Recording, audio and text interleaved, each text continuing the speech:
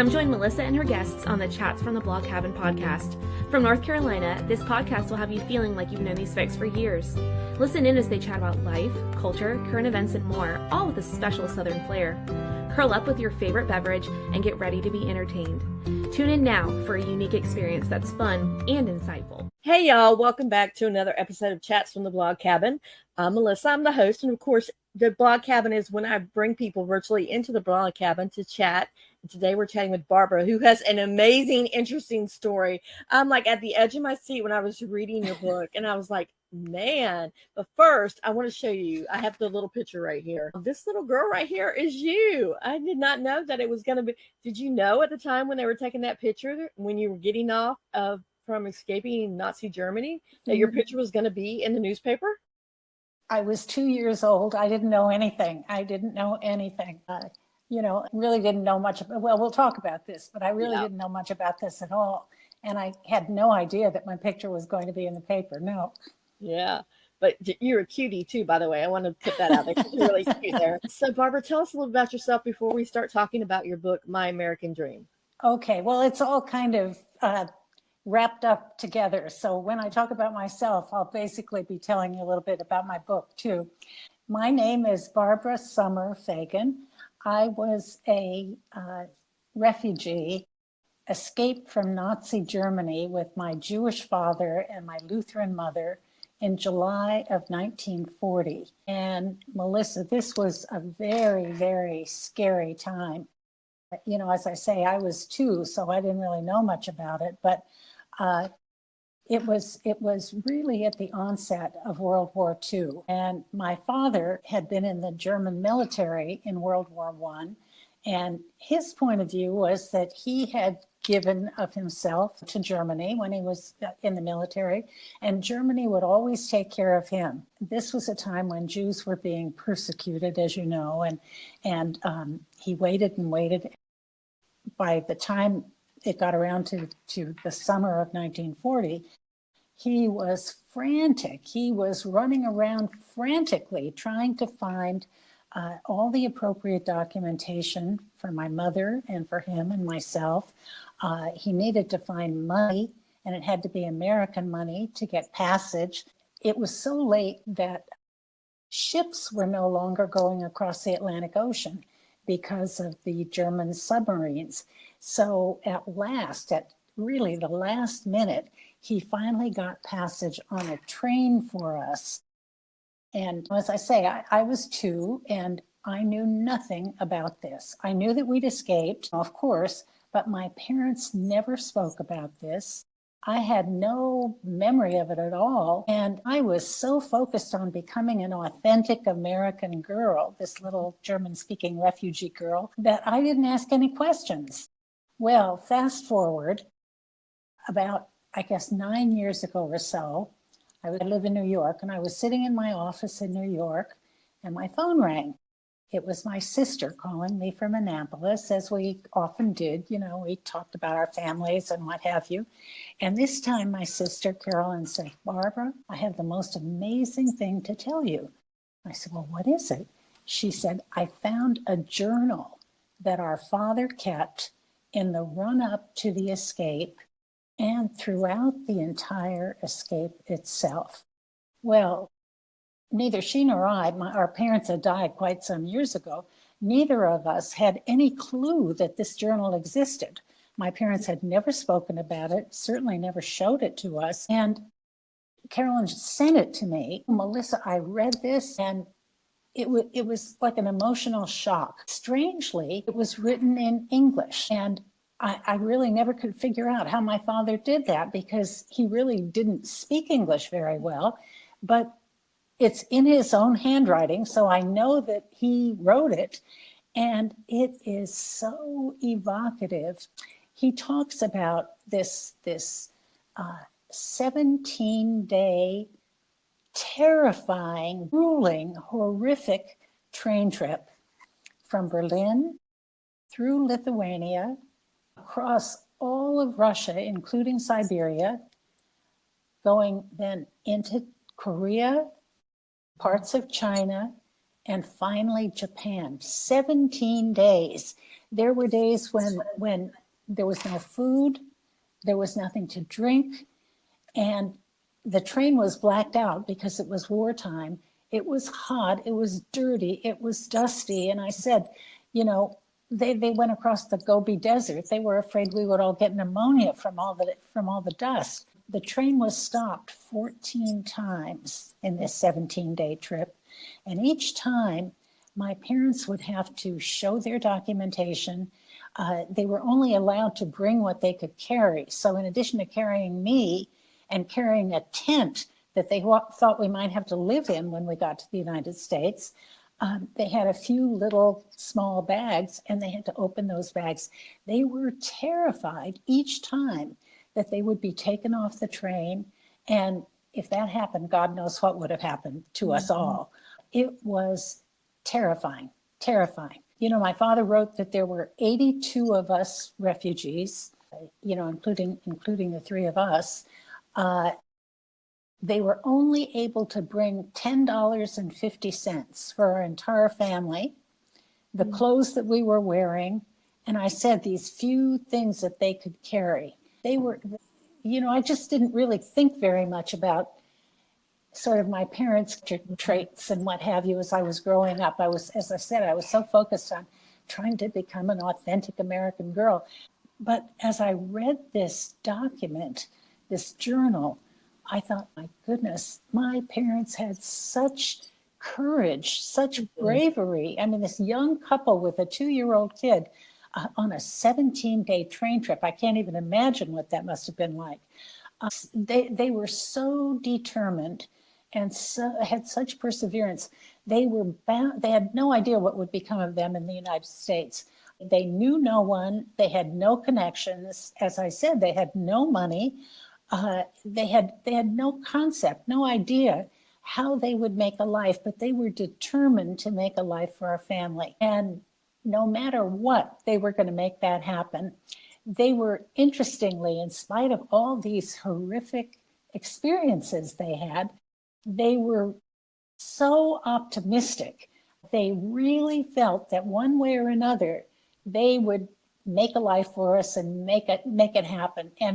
And they had great resilience. There were challenges all along the way, and they just faced those challenges, got over them, got around them, got through them, and moved forward. Through all of this, through all of these desperate times, they were so elated to be in America, the land of the free. That meant everything to them. And, you know, it was a time of such desperate persecution in Germany that being in the land of the free was everything. They figured if they were in the land of the free, they would figure out a way to make it happen. So that's a little bit about where I came from. We ended up in you know, we landed, well, I didn't tell you, the train trip ended in Japan, Yokohama, Japan. And from Japan, we took a Japanese ship called the Hikawa Maru to Seattle on a 14-day trip across the Pacific Ocean. And after the train trip, being on the beautiful, as my father writes about it, the beautiful blue Pacific was such a relief to them. They knew that they were almost to where they wanted to get to. And then when they got to Seattle, again, no idea what would happen. And my father writes about being so fortunate that a group of Quakers and a Jewish organization in Seattle helped to find him a job in this tiny little farming and logging town in Southwest Washington. Town of 5,000 people, and my parents were from Berlin, a big, sophisticated, diverse city. In this teensy-weensy little town, we were the only people like us in this town. It was a town where families had lived for generations. It was a very homogeneous population. And we were this weird little refugee family that spoke only German. You know, I wore clothes that were given to me, hand-me-downs, given to me by the neighbors. And my mother, who was quite a good seamstress, would sort of, in quotes, remodel them. And they were always very awkward looking. And I felt like I just wanted to be like everybody else. I didn't want to wear these awkward looking outfits. And none of us spoke English. So my mother, and she was very smart, and she found a nursery school in one of the local churches, and she sent me to nursery school thinking I would learn to speak English in the nursery school, which is what happened. I did. And I came home and they sort of learned to speak English through me, so I mean, we lived in Chehalis until I was in college, at which point my parents moved to Seattle. And I don't want to tell you my whole life story right now, but that's sort of the beginning. So first of all, the journal, you and your sister both said you did not know existed. So where did she find it? When my sister lived in Minneapolis, my father lived in Seattle. And when he died, she went out with her husband and sort of cleaned up his things. And there was a chest of drawers with a bunch of papers in it that she never bothered to look at. She just took the chest with her and put it in her attic. And I don't remember why it was that she went to the attic, but years later, she went to the attic and she was going through his papers. And lo and behold, she found this journal. She was just stunned, as I was too. Just stunned. What a great gift, though. Oh my goodness, yes, absolutely. So you talked about coming to America and wanting to be the authentic American girl. And one of the things that stood out with me on the book was when you talked about becoming a brownie and belonging. I was like, oh my gosh, I've been there, done that. But it really, how much pride you took in the uniform. And I mean, most people don't like that brown uniform, but you took so much pride in that. I was thrilled to become a brownie because it was the one day of the week when I looked like everybody else. But there's a story that goes along with that brownie uniform. I mentioned that my mother was a good seamstress. She also knit very well. And my mother decided that she would knit me a pair of socks to go with my brownie uniform. So she knit these sort of beige colored socks, anklets, and around the top of the cuff of the anklet, she wrote my initials. And my maiden name was Sommer, and my first name is Barbara. So my initials are BS. And I very proudly wore my new socks to school with my initials. And all the boys gathered around me and poked each other and laughed. And I wasn't sure what it was all about. And they pointed at me and they said, "She is bullshit, BS." I was so crushed. I had no idea. I ran home after school. I told my mother this story, and my mother was just devastated. She had put such love into the knitting of these socks, and they were so special. But of course, I could never wear them again, but wearing a brownie uniform was a very big deal for me. Yes. Yeah. I was like, oh, I can empathize with you on that, because I think that's most kids want to belong. And I can't even imagine coming from another country, not really knowing the language. I mean, yeah, I can, because my husband is not a native of the United States. He's a native of Mexico. So I can just imagine what you went through, because I hear stories that he's gone through, but I personally haven't gone through that. Mm. No, in this town, there was no one like us. I mean, it'd be one thing if there were a community, but there was no one like us. Trying to belong, be authentic. It was just everything to me when I was growing up. Yeah, because most kids, all they want to be is be loved and belong, and not feel like they're standing out. Exactly. Okay, we need to take a brief commercial break. When we come back, do you have your book with you? I do. Okay, when we come back, we'll have you read an excerpt of your book. Okay. All right, so here we go. People welcomed me, and they knew the pain of the journey that we'd been on because they'd been there too. Other Parents Like Me is an online community, peer-led, for parents with kids struggling with mental health and or substances. It's a space that's safe. Feels like I can actually share what's going on. We offer 15 daily support groups per week and live speaker talks on Thursdays, as well as a monthly expert panel. We also have a resource hub that has a toolkit This includes over 1,000 articles, podcasts. There's a glossary with the most recent and relevant terms. And we have a directory that's been vetted. The overwhelming feeling when we're sitting in a meeting and I'm telling my story and I see others shaking their head, tears falling. They understand this roller coaster and they're along for the ride. And we are back with Barbara. She's going to read part of her book. And I'm going to preface this right now, Barbara. I'm going to remove myself so that you hit the screen, but I'm still here. So don't get scared if you don't see me on the screen. Okay, sure. All right, there you go. I just want to read here's my book. I just want to read the last part of my father's journal, which kind of summarizes his very strong feelings about being in the United States. He says, "Let me come to the end. We went to Chehalis. I got a job. And here again, we found friends who helped us to find a home and to feel at home. I can't find words enough to say thanks to all who helped us. We are glad to live now in a country which in a troubled world retains its freedom, in a country where we can express our opinions and where we get our news through a free press and radio.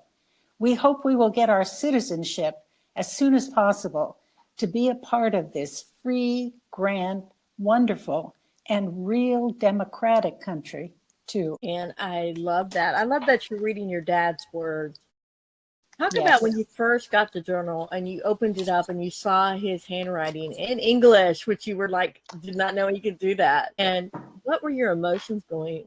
It was this sort of overwhelmed feeling. I was overwhelmed. I just had no idea. I had no idea. First of all, to see it in his own handwriting was moving, but to read how he wrote in such an evocative way, I felt like I was experiencing this whole horrific, terrifying trip that he writes about in great, great, vivid detail. And I thought, my God, how did I not know any of this? If I'd known, I could have asked questions, we could have discussed it, but I'm sure there were plenty of reasons why they did not discuss it. I don't think that was unusual among people at that stage of the game. So it was an overwhelming experience to experience through his words the whole escape. And then as I mentioned before, it really made me reflect a lot about my parents that I just hadn't even thought about. I was like this totally self-focused young girl, trying to become an American. And it just made me realize so much about what their character was and what their values were and how important those were, making them who they were.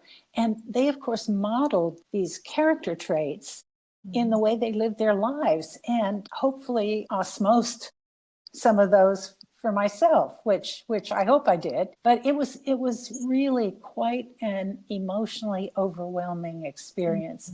And it caused me to reflect a lot. Reading that journal at the time of my life when I did, it was only, 10 years ago. That was the impetus for me to write my story, because I have 3 sons. Each of them has children. So I have seven grandchildren. And I thought, I never want my sons or my grandchildren or their children or generations to come to be as ignorant of what came before them as I had been, what came before me, because I think that's what makes us who we are. And I think that's really an important thing to know. So that was really the impetus for my writing my story. Yes, and I will say, I think you did get your traits from your grandparents, from your parents, because of the things that you write about in your book that's happened to you. I can't even imagine some of the scenarios that you've gone through. First of all, your career rise, you were coming up in an age where women were like, okay, you're going to have a baby and you're going to stay home. But no, you wanted to continue to work in advertisement, correct? Right. And then you end up having triplets, and one of them passes away, and then more, and then your husband getting sick. And I'm just like, oh my gosh, what more can happen to this woman? Well, I was very, very fortunate to have a very strong marriage and a good partnership with my husband. And we believe, both of us together, very strongly in building a very tight-knit family. And I think that was all very important as some of these bumps in the road came up, because we were all able to support one another, sort of. I think, again, I think I learned that from my parents. Family was very, very important to them. And they did everything to build a strong family. So, and I love seeing what's happening with my sons, who are all adult grown men now, building their own families. And again, building very strong ties within their families and across their families. So does my heart good. Now, you mentioned your mom also, right? It was right after you got married, you found out your mom had terminal cancer. No, when I was 11 years old. Oh. When I was 11 years old, and my mother was diagnosed with terminal breast cancer and told she had 1 year to live. My sister was 6 at the time, and we were sort of this new refugee family in Chehalis, Washington.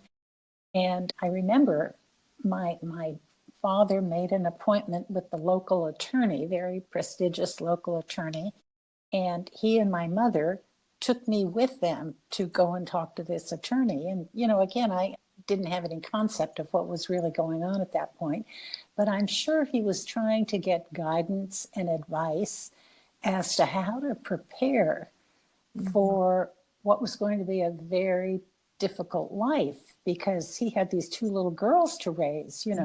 Well, my mother did not die in a year. She lived, I think, 12 more years.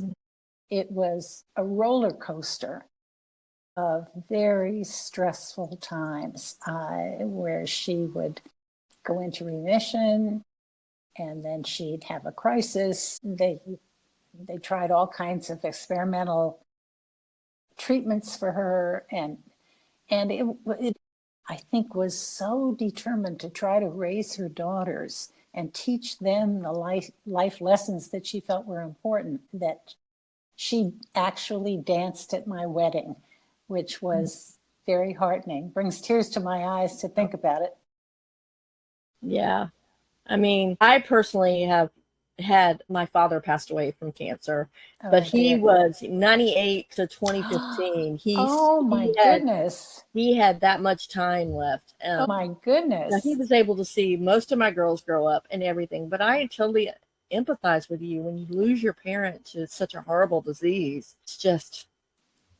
It's a grief like no other. Well, and it was just such a sort of relentless stress, because it was never over.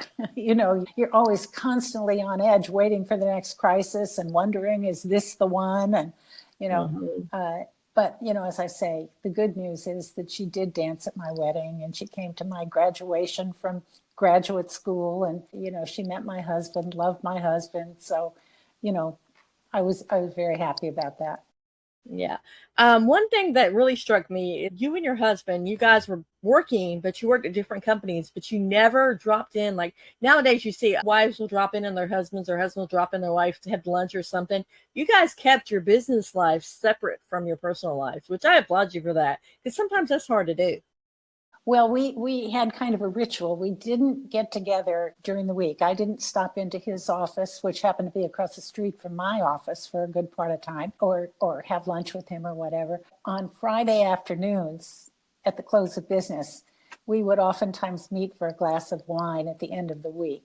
And that was kind of our little welcome to the weekend ritual, So that was very nice. It's interesting. We very much knew about one another's careers, and in a lot of detail. We talked about that a lot. And, he was he's very smart and very practical, and a really kind of sort of shoulder to not cry on, but lean on occasionally, and kind of a great sounding board. And when we had kids, a lot of what we talked about at the dinner table was what we were doing in our jobs, and our kids were all interested in what we were doing. They really liked it, and they loved the fact that I was in the advertising business, because they'd see the commercials that I was working on television, and they'd say to their friends, my mom did that. So but now, I know one of my sons in particular is now the president of the Milwaukee Bucks NBA basketball team, has been asked, where did you learn? Where did you learn about business? And he always laughs. He says, right at the dinner table, because it was just our casual conversation. And, they were, as I say, very interested. It wasn't something that they were disinterested in. They were really interested. They liked to know what we were up to, and how did it work, and what did you think, and how did you make that happen? Yeah, that's my next question, because you broke the glass ceiling. There was a lot of times where you would go into work and they were like you were talking about, the men would have offices, but all the women that were like the executives were like right there, the bullpen, but the men would have offices. You broke that glass ceiling. You advanced further and further. How did you do that? Well, in my first job, where I did sit in the bullpen that you're talking about, when I came to New York, I went to graduate school in Boston at a program that was run by the Harvard Business School and Radcliffe Graduate School. And this was a time when women were not admitted directly to the Harvard Business School. So there was a separate program for women, absolutely the same as the program for men. Same courses, same teachers, but we were not allowed to go into their classes. We girls, as we were called, went to the Radcliffe Graduate School for our classes, while the men, as they were called, were on their campus in Boston. Anyway, I decided when I graduated that I wanted to go into marketing. And marketing, sort of the center of where marketing was happening was in New York. I thought, okay, I'm going to go to New York and look for a job and see what I can do. And in those days, and today as well, the career building jobs were in product management and brand management. And those jobs were completely closed to women. Women could not get jobs like that. Mm-hmm. So I kind of went through the back door into market research. And I got my first job at the then Vic Chemical Company, makers of Vicks Vapor Rub, Formula 44, all those good products. They're now part of Procter & Gamble. And I worked in the bullpen with a bunch of other very competent, capable, smart women, while 2 or 3 men sat in their little offices with their phones and their secretaries and what have you. And I learned about market research. And I was there for about a year, and I'd gotten very good feedback about my job performance. And I thought, well, I think it's about time for me to go and have a conversation with my boss about my career path and about compensation and, how can I kind of move on? So I kind of nervously made an appointment and went in and sat down across from him. And his name was Tom, and he was a very friendly guy, tall, lanky guy, and always kind of smiling and friendly. And I said, well, Tom, I was very serious. I've been here for about a year, and you've given me very good feedback, and I really want to talk to you about next steps and what my career path plan should be. And he just sort of stared at me, Melissa, and then he threw back his head and he started roaring with laughter. I said, Tom, why are you laughing? He said, career path? There is no career path. I said, what do you mean? He said, women. I said, yes, women. They get married, they have babies, they leave. I said, well, Tom, I will be getting married, and I do plan to have babies, but I went to business school. I plan to have a career. Well, he said, Barbara, if that's what you want, I can't help you. You have to leave. So I did. And I found my way into the advertising business, which was fabulous. It was where I spent the rest of my 40-year career and loved it from the get-go. Just absolutely loved it. Yeah, I love that. But also, too, when you're talking about your career, when you were pregnant with your first son, you were like, oh, I'm coming back. And they were like, because there was no maternity leave around that time either. So, right.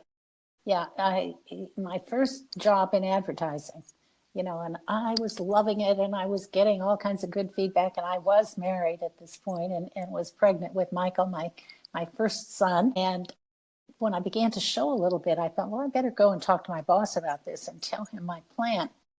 And his name was Val, and I went in to see him, and I said, Val, I have really exciting news. Jim and I are going to have a baby. Barbara, he said, that's great. Congratulations. I'm so happy for you. I said, well, let me tell you my plan. I plan to work until the baby is born, take a few weeks off, and then I'll come back. And his face just fell. And he said, oh, no. He said, no. And I said, what do you mean? No. He said, well, we don't do that. You don't do what? We don't have maternity leaves. I said, but Val, that's my plan.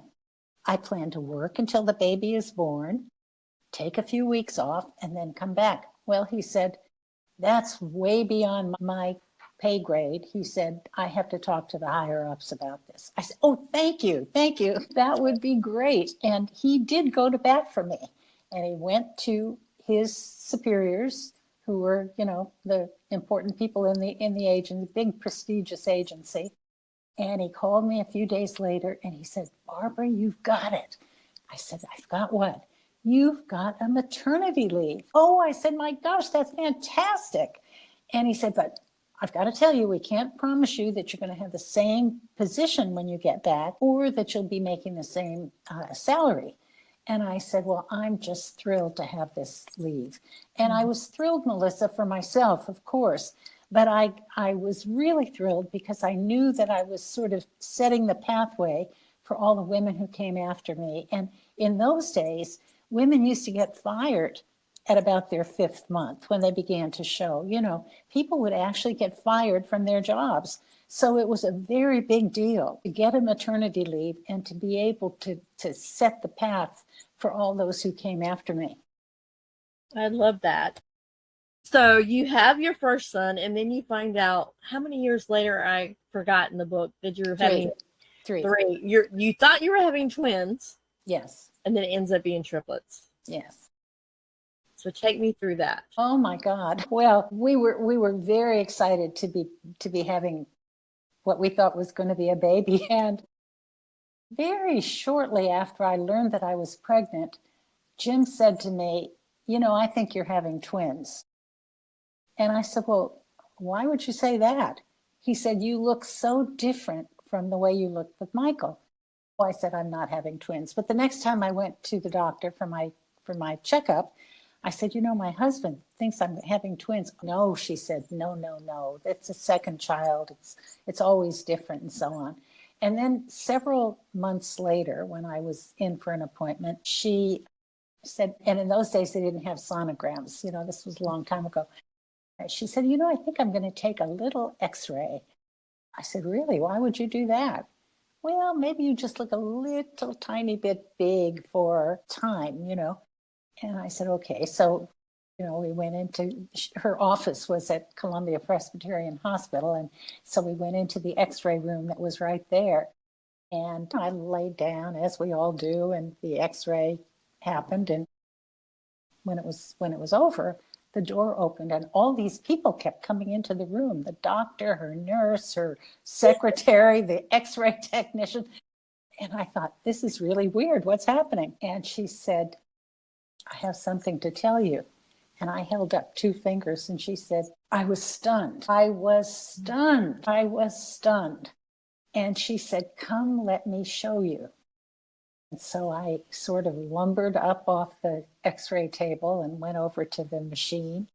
And there are these 3 little bodies, head to toe, in a kind of a triangle shape. And I thought, oh my God. And I started crying, Melissa. I couldn't stop crying, not because I was unhappy, because I was just so shocked. I would be crying too. Yes. I was sobbing and sobbing. And my doctor, a woman, she said, Barbara, maybe I should call your husband. I said, no, don't call him. I don't think this is something to handle over the phone. So this was the one time we talked before about how we never went to each other's offices. I got in a cab and I went to his office, and I went to the receptionist and I said I wanted to see Jim Fagan. And he came out and he said, is it twins? And I said, no. He was thrilled. He was thrilled. But as you mentioned, we lost one of them at birth.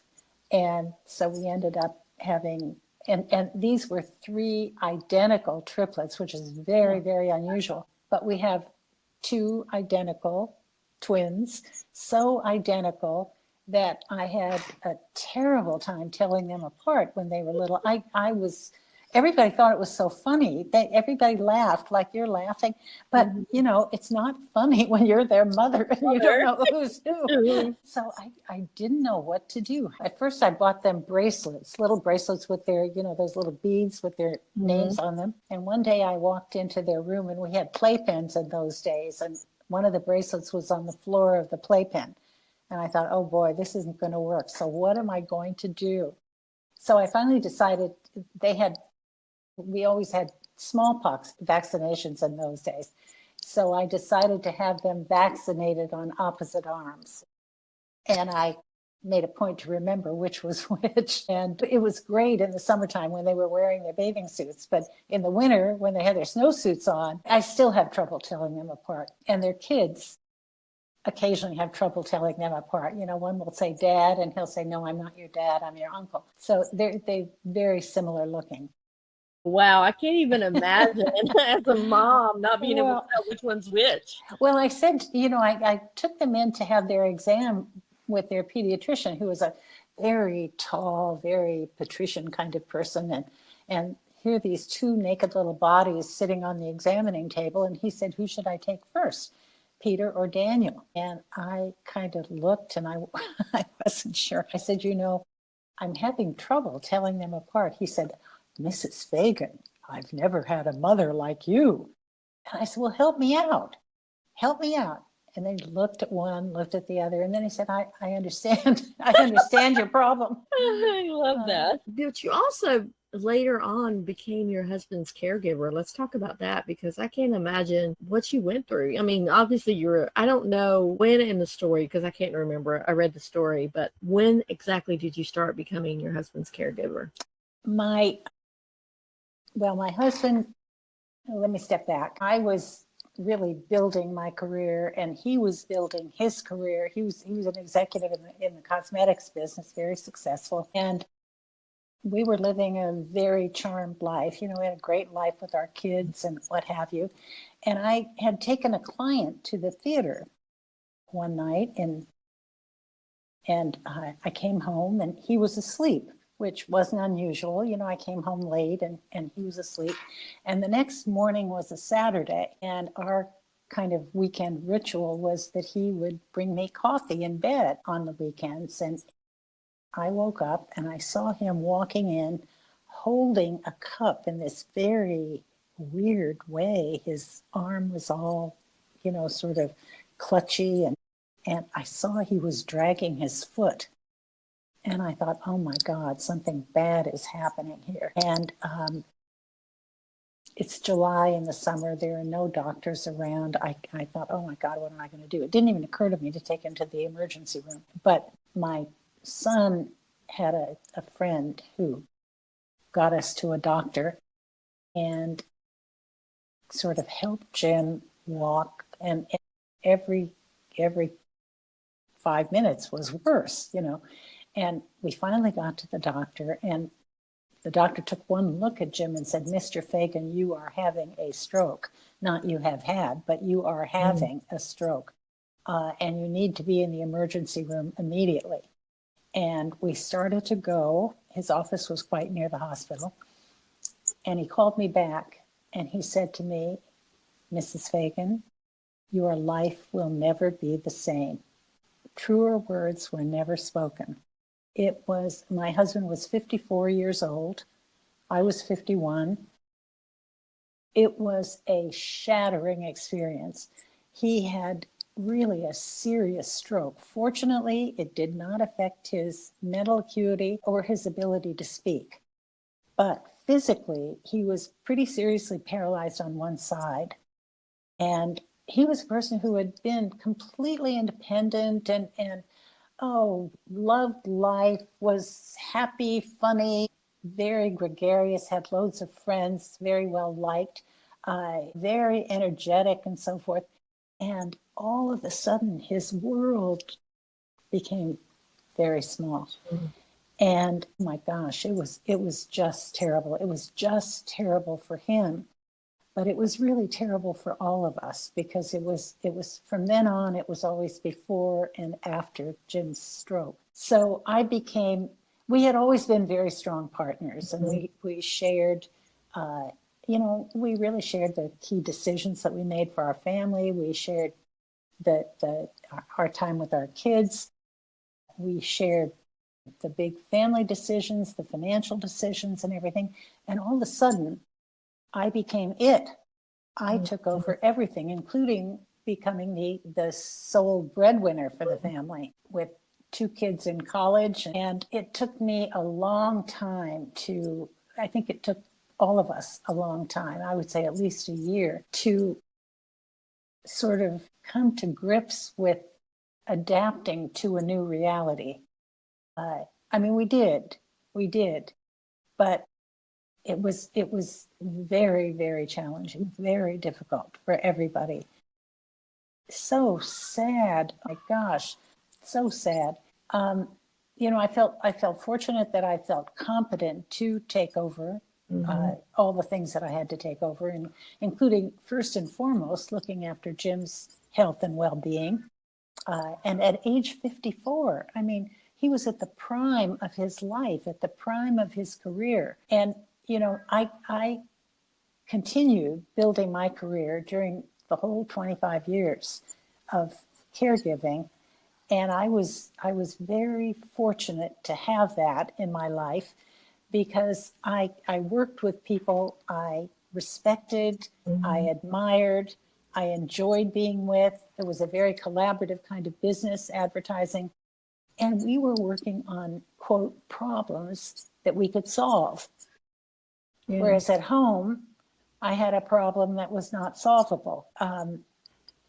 So that was that. That was a very difficult time. And then 10 years later, my husband had a second stroke, and it just made all of the original issues that he was dealing with even more difficult. No balance, no ability to be mobile, just needed help with everything. So it was a tough time. But again, we're fortunate that we had such a strong family, because I think that's what pulled us through it. Yeah, and you can look back and see that's what your parents did as well, because you were talking about, that's the reason why I was asking you about all this stuff, because you talk about how you wish you had as much tenacity and as much as they were when they first came to this country. You do. You have it in spades. Obviously, you've overcome some of the biggest obstacles you could possibly overcome, and you still managed to, right here, you're sitting with a smile on your face, talking about your story. Even though it's heartbreaking, you're still like, I made it through here. I had a colleague, a friend at Gray, the agency where I spent the bulk of my career, who used to say, champions adjust. And that's really what it took, a lot of adjustment. So let's talk about, you said the journal was the opening part of writing this book. Right. But you decided to write the book so you could share it with your kids, and they could share it with their kids, and their kids can share it with their kids, further on down the line. Well, what made you actually want to publish it? Well, I initially wrote it for my family, and the initial printing was just for my family and a few close friends. And it got kind of handed around to a lot of people. And people said to me, this is really good. You really ought to publish it. And that's what really was sort of the spark that got me to say, well, maybe I'll give that a try. And that's what I did. What do you think your parents would think about this book? Oh, I think they'd love it.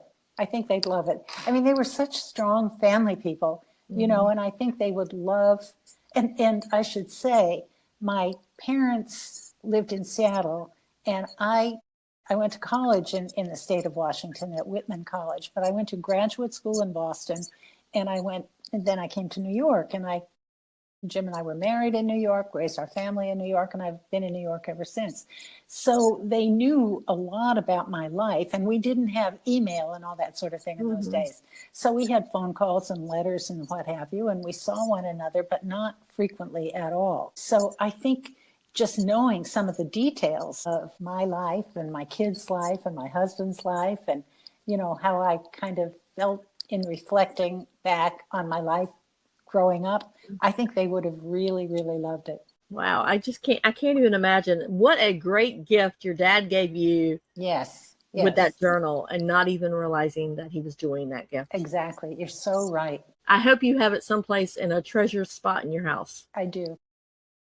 Yeah, because I mean, going through my parents' stuff now, I find things that I'm like, oh, I forgot about this, or why did my dad never tell me, or my mom never tell me about this? Right. And now it's like eye-opening to see that they are a person outside of being your parent. Exactly. And so, such courage and bravery for these. I mean, they were very young, you know, they were just 30-ish. And with this 2-year-old kid, my goodness. And you know, as parents, what our mind goes through when we're thinking about all the dangers that our kids can go through. Right. And then you put on top of something being, you know, partly Jewish, because your dad was Jewish, your mom was Lutheran, is what you said. Wondering if your child's going to be taken away from you when you're traveling through all this thing, or whether your dad's going to be taken away. I mean, I can't even imagine. You are so right. Exactly. Such a great book. And thank you. Thank you so much. It's such a great book. I mean, I found myself laughing sometimes. I found myself going, did I just hear that? Or did I just read that right? Let me go back and look. And I was like, I did. And I'm like, how much more could one person stand, but still be able to come back and write this book down to share the memories with your sons? Well, thank you very, very much. And everybody, I think, needs to read this book, because it'll be an eye-opener, especially with the division going on in the United States right now. Yes. This book is an eye-opener. The world. Yeah, and the world. I'm thinking more of the United States. Yes. With the political climate right now. Yeah. Yeah. Barbara, our time is almost up. Is there one last little nugget either we shared and you want to reiterate, or something we didn't share that you would like to share right now? Well, I didn't really talk very much about my mother's mantra, which she really passed along to me, which is, and it really has been kind of a guiding principle of my own life. And that is, well, let me step back. Let me tell you kind of the 3 things that I think, maybe 4 things that I think are really important to take away. One is the preciousness of freedom in America. I mean, you know, the part that I read of my book, which really emphasized how my father felt about it, is something that I think everybody needs to think about. We should all do everything we can to protect this precious freedom that we have, that lets us be who we want to be, say what we want to say. You know, my father was thrilled with that, and we should all understand that.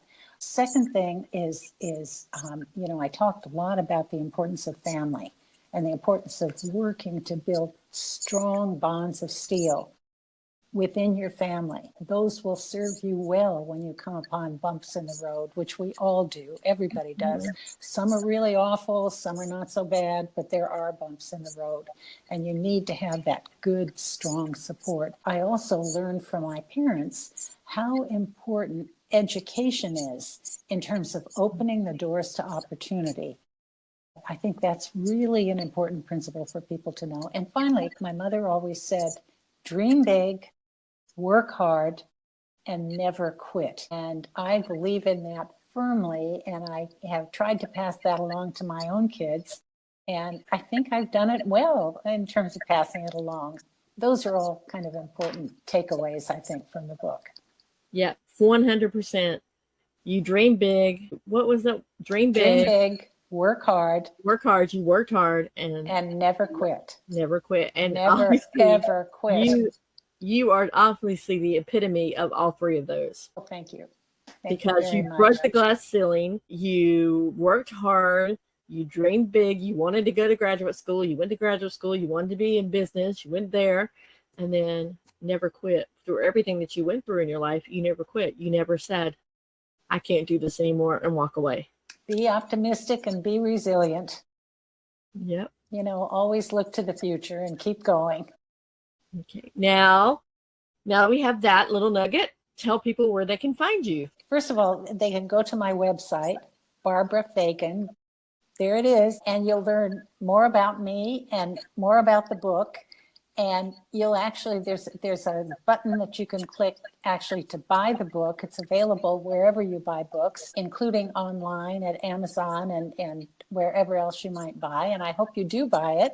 I hope you enjoy it. And most of all, I hope that those who read it, if I could just inspire one person, I would feel like I made a difference. That would really be important to me.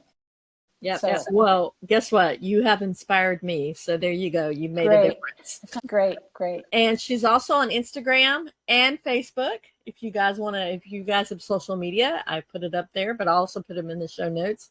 Barbara, thank you for coming on and for sharing your story, for being resilient, for just writing down and finding. First of all, I want to thank your dad for writing down the journal, because your dad was the impetus for starting everything out. He started it by when she found that journal. That's when you started writing things down. So we got to thank your dad and your mom both for that. Absolutely. So Well, thank you. So guys, I will put in the show notes everywhere where you can find Barbara and the book. And I really seriously encourage you to buy My American Dream, because it is a wonderful read. It takes you through all her life's ups and downs, but it shows how strong she is. And you can be as strong as she is. It will inspire you for sure. So until next time, bye guys.